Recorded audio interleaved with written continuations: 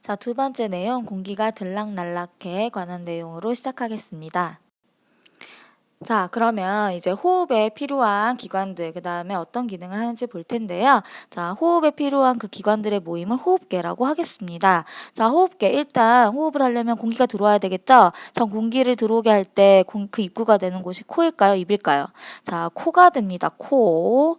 자, 입으로도 쓸 수가 있지만 호흡계에 속하는 건 입이 아니라 코다. 입은 소화계겠죠? 그래서 코로 이렇게 들어갑니다. 공기가 들어가는데 이 코는요, 우리 코털 있죠? 그 다음에 코 속에 약간 촉촉하죠? 이 콧살에 털이나 촉촉한 이 점액 같은 경우에는 먼지를 걸러줘요. 그래서 얘네들이 이제 코딱지 이런 것을 만들게 하게 되죠. 그 다음에 또 들어가게 하면서 온도를 약간 따뜻하게 해주고요. 약간 촉촉하게 습도도 조절해줍니다. 그래서 얘네가 코에서 나름 이제 걸러진 상태로 오게 되죠. 그러면은 이렇게 목구멍으로 넘어오게 돼요. 자, 목구멍으로 넘어오는데 이 밥이 넘어가는 구멍이랑 그 공기가 넘어가는 구멍이랑 잘 보시면 다릅니다. 이게 공기가 넘어가는 부분이고요. 이게 밥이 넘어가는 부분이거든요. 자, 밥이 넘어가는 부분은 식도였죠. 이 같은 경우에는 뭐라고 하냐면 공기가 넘어가는 부분이기 때문에 기관이라고 합니다. 자, 뭐라고 하냐면 기관이라고 하죠. 이 기관은 안쪽 벽을 보시면 이렇게 막 털도 붙어 있고요. 이 액체가 약간 발라져 있어요. 그래서 여기에 뭐 털도 있고 액체도 발라져 있으니까 먼지나 세균도 여기 붙게 되거든요. 이 붙게 되면 뭐가 되냐면 이제 가래가 되는 거죠. 뱉는 것이. 그래서 기관이 있습니다. 이 기관은 양갈래로 나눠지게 되는데 이 Y자처럼 양갈래로 나눠지는 곳이 이제 기관지죠. 자, 실제로 그래서 이렇게 기관지로 나눠지면은 얘는 나뭇가지처럼 막 뻗게 돼요. 막 뻗어 있고 이렇게 동글동글한 공기주머니들이랑 이렇게 연결이 돼 있습니다. 자, 얘네들이 모여서 뭘 만드냐면 우리 가슴 양쪽에 이렇게 폐를 만들게 되죠. 자, 이렇게 폐를 이렇게 만들게 됩니다. 자, 폐를 만들게 되는데 이 공기주머니를 여러분 뭐라고 하냐면 폐포라고 합니다. 그래서 다음 공기주머니인데요. 이 폐포 주변에 막 혈관들이 막 둘러싸고 있어요. 그래서 최대한 많이 산소를 빨아들이려고 하는 건데 이 폐포 자체가 너무 작기 때문에 훨씬 효율적으로 빨아들일 수가 있죠. 그 다음에 이제 기관지로 이렇게 좌우로 나눠서 폐로 들어가게 되는데요. 이 폐 같은 경우에는 가슴 양쪽에 한 개씩 있고요. 둘러싸여 있는 것을 보면 이렇게 가로막이라는 애가 있어요. 이 가로막은 뭐냐면 배와 가슴을 나눠주는 약간 근육질의 층입니다. 그래서 가슴이랑 배를 나누는 딱 중간막을 하는 게 가로막. 그 다음에 이 폐 쪽을 만지려고 하면 잘 안 만져져요. 왜? 누가 막고 있어요? 이렇게. 뼈가 막고 있죠. 무슨 뼈? 갈비뼈가 막고 있죠. 그래서 폐는 갈비뼈와 가로막으로 둘러싸여 있다고 할 수가 있습니다.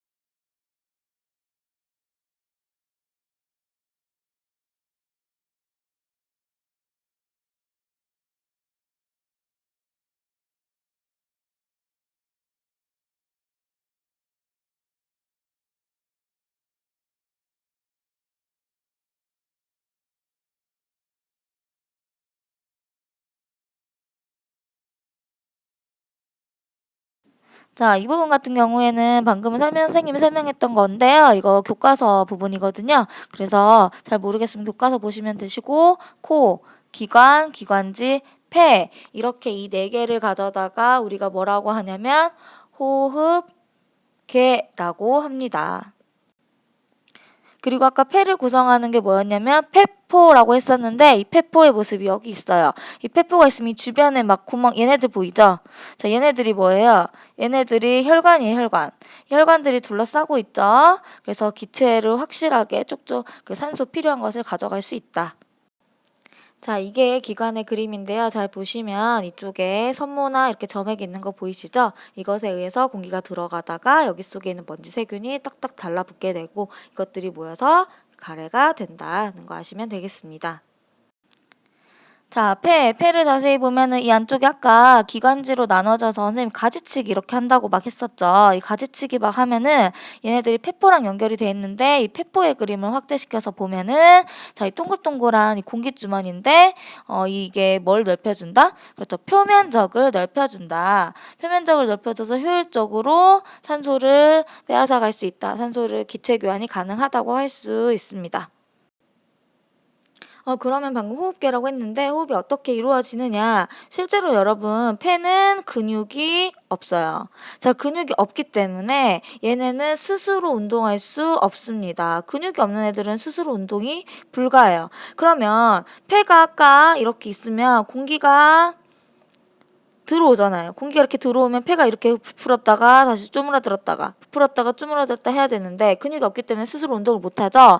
그래서 이 폐의 부피를 조절해주는 애들이 있습니다. 아까 폐가 뭘로 둘러싸여 있다고 했냐면 선생님이 가슴과 배를 나누는 여기 근육층이 뭐였죠? 그래서 가로막, 그 다음에 여기 갈비뼈가 있다 그랬죠? 이 갈비뼈와 가로막의 우리가 상하 운동이라고 하는데 왜 상하 운동인지는 다시 얘기를 하도록 하겠습니다. 이거에 의해서 이제 호흡이 이루어집니다. 자, 그래서 교과서 그림을 잘 보시면은 자, 여러분 들숨이랑 날숨을 잘 나타내고 있습니다. 들숨은 들이쉴 때 말 그대로 공기가 들어올 때고요. 날숨은 이제 내쉴 때, 자, 나갈 때입니다. 자, 들이쉬려면 공기가 들어가야 되죠. 그럼 뭐가 필요해요? 그렇죠. 공간이 필요하죠. 그럼 부피가 커져야 된단 말이죠. 부피가 커져야 되기 때문에 이 가로막은 내려가게 돼요. 그 다음에 이 폐를 둘러싸고 있는 공간이 커져야 하기 때문에 갈비뼈는 살짝 들어 올라갑니다. 여러분이 갈비뼈 쪽을 손을 이렇게 만진 다음에 들이쉬면은 갈비뼈가 올라가는 걸 느낄 수가 있습니다. 그래서 얘가 올라가고 얘가 내려가면서 여기 안에 부피가 어떻게 된다? 커진다. 이 안에 부피를 여러분 이제부터 뭐라고 할 거냐면 흉곽이라고 하겠습니다. 흉곽.